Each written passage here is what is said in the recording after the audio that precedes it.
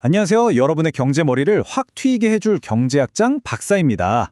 자, 미시경제학의 정석이죠. 이중구 최승주 교수님의 미시경제학 교재를 가지고 같이 한번 재밌게 파헤쳐보는 시간인데요.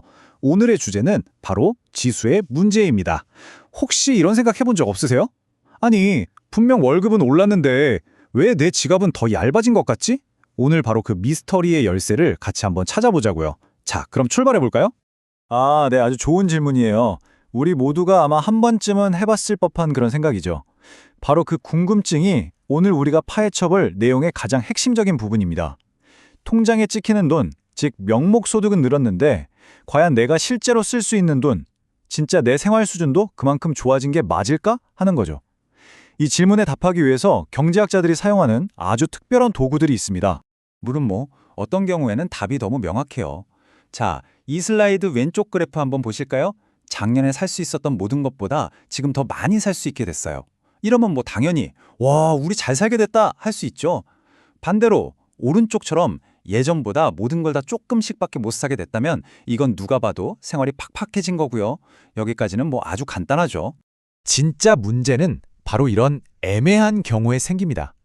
예를 들어서 쌀은 더 많이 먹게 됐는데 고기는 덜 먹게 됐다면, 아니면 옷은 더 많이 샀는데 영화는 덜 보게 됐다면, 이럴 때 우리는 과연 더 잘 살게 된 걸까요? 아니면 못 살게 된 걸까요? 바로 이 복잡한 현실을 들여다보기 위해 경제학의 아주 정교한 돋보기가 필요한 겁니다. 그리고 그 돋보기의 이름이 바로 지수, 영어로는 인덱스입니다. 오늘은 우리의 생활 수준, 그러니까 우리가 소비하는 상품의 양이 얼마나 변했나를 측정하는 수량지수에 대해서 알아볼 건데요.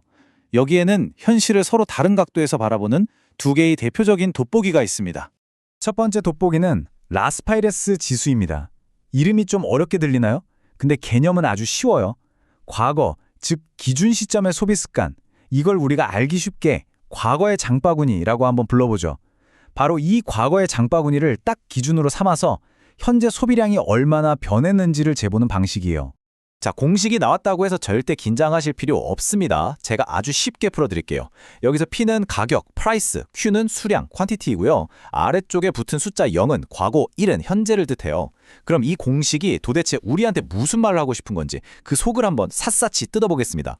자, 이 공식의 분모, 그러니까 P0, Q0는 과거 가격으로 과거 장바구니를 샀을 때에 드는 총비용입니다. 간단하죠? 그리고 분자인 P0, Q1은 만약 과거 가격이 그대로라고 쳤을 때 지금 현재의 장바구니를 사려면 돈이 얼마나 들까를 계산한 거예요. 그러니까 이 지수는 결국 가격이 하나도 안 변했다고 가정하면 순수하게 우리가 사는 물건의 양만 얼마나 늘거나 줄었을까, 이걸 보여주는 거죠. 자, 그럼 두 번째 돋보기를 볼까요? 바로 파시의 지수입니다. 이건 라스파이레스 지수랑 관점을 완전히 뒤집어서 생각하는 거예요. 이번엔 기준을 과거가 아니라 지금, 현재의 장바구니에 딱 두는 겁니다. 그리고 이 현재의 장바구니를 기준으로 과거의 소비량이 어땠는지를 비교하는 방식인 거죠. 공식을 한번 보세요. 라스파이레스랑 되게 비슷해 보이는데 결정적인 차이점이 하나 딱 보이지 않으세요? 맞습니다. 기준이 되는 가격이 과거 가격 P0가 아니라 현재 가격 P1으로 바뀌었죠. 그러니까 파세 지수가 던지는 질문은 이런 거예요. 지금 현재 가격으로 따져봤을 때 과거에 비해 우리가 소비하는 양이 얼마나 변한 걸로 볼 수 있을까? 좋습니다. 자, 이제 우리는 과거를 기준으로 보는 라스파이레스, 그리고 현재를 기준으로 보는 파세라는 둘 다 아주 논리적인 돋보기를 갖게 됐어요. 그런데 말이죠. 만약에 이 두 개의 돋보기가 서로 완전히 다른 방향을 가리킨다면 그럼 우리는 어떻게 해야 할까요? 여기서부터 바로 지수의 문제라는 아주 흥미로운 역설이 시작됩니다. 네, 바로 그 질문이 나올 줄 알았어요. 둘 다 들어보면 맞는 말 같은데 만약에 두 지수가 서로 다른 답을 내놓는다면 대체 우리는 뭘 믿어야 하는 걸까요? 이거 정말 중요한 질문입니다. 이 표를 보면 그 역설이 아주 그냥 극적으로 드러납니다. 자, A국과 B국 중에 어느 나라가 더 잘 사는지, 즉 GDP가 더 높은지를 비교하는 상황이라고 해보죠. A나라의 물가를 기준으로 계산을 해봤더니 B나라의 GDP가 더 높게 나와요. B국이 더 부자구나, 이런 결론이 나오죠. 그런데 이번엔 기준을 바꿔서 B나라의 물가로 계산을 해보니까 세상에 이번엔 A나라의 GDP가 훨씬 더 높게 나오는 겁니다. 완전히 정반대의 결과가 나온 거죠. 자, 이제 좀 감이 오시나요? 어느 나라가 더 부유한가? 라는 질문에 대한 절대적인 정답은 없다는 겁니다. 어떤 기준, 그러니까 어떤 돋보기로 들여다보느냐에 따라서 경제 현실에 대한 평가가 이렇게 180도 달라질 수 있다는 것. 이것이 바로 우리가 오늘 파헤치고 있는 지수의 문제의 진짜 모습입니다. 그럼 이 골치 아픈 지수 문제가 그냥 교과서에만 나오는 이론일까요? 천만에요. 이게 우리 실생활과 아주 직접적인 관련이 있습니다.